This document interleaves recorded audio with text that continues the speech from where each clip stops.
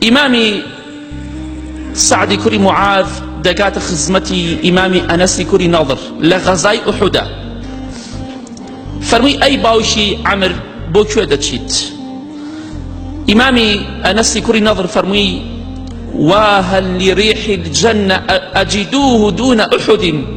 وتي أي سعد كريم معاذ والله من بوني بهشتكم لا أحد.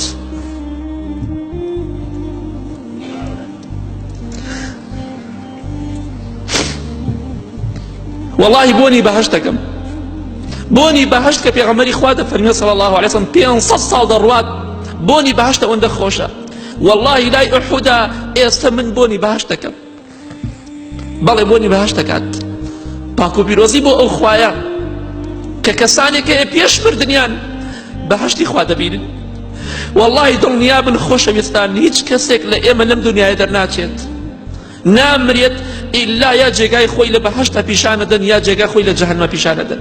والله هیچ کەسێک لە ئێمە نامرێ یا مزگێنی بەهەشتمان پێدرێ یا مزگێنی غەزەبی خوامان پێدرێ تووڕەیی خوامان پێدرێ ئەوە دڵنیابن لە هەموو کەسێک لە ئێمە.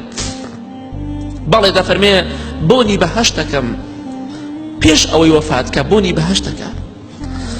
دەفەرمێ فقاتلهم حتى قتل. ئیمامی ئەنەسی کوڕی نەضر لەگەڵ دژمنانی خوادا شەڕی کرد جەنگی کرد حتا کوژرا و شەهید کرا. بۆی ئیمامی ئەنەسی کوڕی مالک ڕەزا و ڕەحمەتی خوای لێ بێ دەفەرمێ لە 80 و ئەوەندە جێگا 80 جێگا زیاتر بریندار بوو شوێنی شمشێر شوێنی تیر شوێنی ڕم بە گیانی ئیمامی ئەنەسی کوڕی نەضرەوە بوو. هیچ کەسێک نەیناسیەوە جەنازەکەی ئیلا خوشکەکەی نەبێ بە سەری پەنجەکانی ناسیەوە. سەری پەنجەکانی تەنها بۆ سەر پەنجانە ناسیەوە کە ئەمە براکەی خۆیەتی ئەنەسی کوڕی نەضرە.